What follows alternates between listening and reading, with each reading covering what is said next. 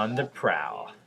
Hello, I'm Kiran Gollakota, and this is Kevin Whitaker. We're here with another week of On the Prowl, rounding up this past week in sports. A big weekend for Princeton Athletics. The men's basketball team at Harvard looking for a chance to win their Ivy League title. The women's basketball team taking on Harvard for their Ivy League title.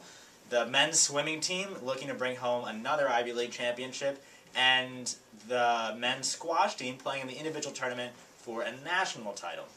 And mixed results for Princeton, but on the whole quite good, with men's swimming, women's basketball, and Todd Harrity of the men's squash team all coming home with banners. The men's swimming team taking home another Ivy League championship. Todd Harrity winning the National Individual Squash Championship, the first American to do so in 21 years. And the women's basketball team getting their second consecutive Ivy League championship and punching their second ticket to the NCAA tournament. Kevin, what was the most exciting match of the weekend?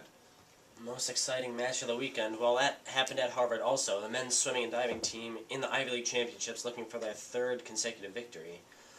Came right down to the wire. The final score, men's Princeton had 1,400 points, Harvard 1,394.5. Separated by essentially one place in a race to finish there over the course of a 3-day meet, which is almost unheard of for a margin to come that small. Yeah, that was insane, really, is the only way to put it. But the men's swimming team getting a big boost from the Columbia relay team at the very end when they won to put Harvard really under the bottom and Princeton over the top. And the other really big story, you got to talk about it, the men's basketball team at Harvard looking to win an Ivy League championship and go to the big dance, not able to pull it out. Indeed, that game actually took place right next door to the swim meet. I was in Harvard, one of 2,195 plus people. Levites Pavilion sort of looks like a high school gym. It was packed completely full and then some. Reportedly 91 media members sort of thrown everywhere in the gym. But it was a really exciting first half. Both teams lights out offensively. Both teams in the 30s at halftime. At one point had been on pace for 100 points or so. Senior guard and co-captain Dan Mavridis had an incredible game.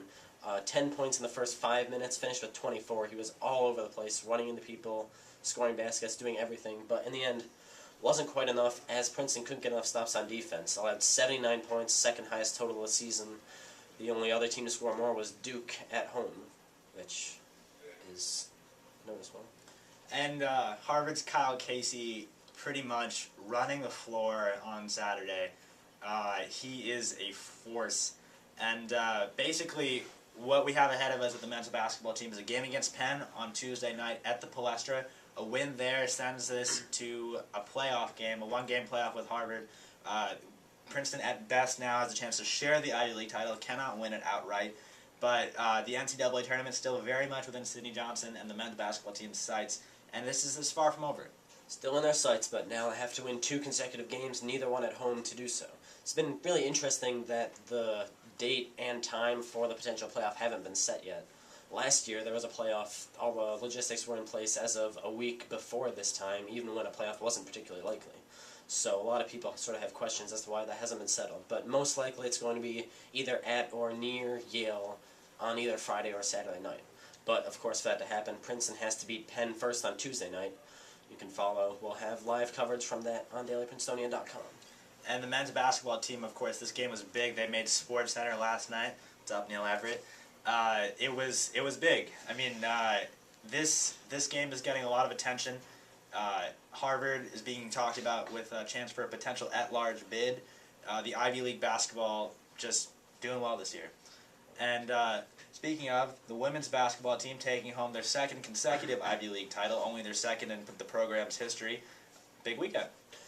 Of course it was. Harvard and Dartmouth, the two perennial powerhouses in the league. Dartmouth, of course, is really down this year. But it's still a tough weekend whenever Harvard and Dartmouth come to visit, and women's basketball team swept that weekend at home for the second consecutive season. Earned a victory, earned the outright title, and the chance to go to the big dance for the second season against Harvard, sort of that second-best team in the league over the past couple of years. So it's a really great sign for Coach Courtney Banghart's program. They're able to fight through some injuries, obviously, to Player of the Year candidate Naveen Rashid, out for the entire league season. Had some other depth in the front court issues over the past weekend or so. But they'll be playing next, or 2 weeks from now, I suppose, in the NCAA tournament. We'll figure out when and where next week. And sophomore number 1, Todd Harrity, the men's squash team, winning his national title, the first American to do so in 21 years. In the squash world, this is big news. It's very, very rare for an American to do this well, especially against what has become a very international field in men's college squash. The team must be happy. Big news in the squash world, as you said, big news in the Princeton athletics world, too. This marks officially now the 40th consecutive season that a Princeton athlete or a team of athletes has won a national championship in some sport. And that's this week in sports. As you can tell, a lot going on.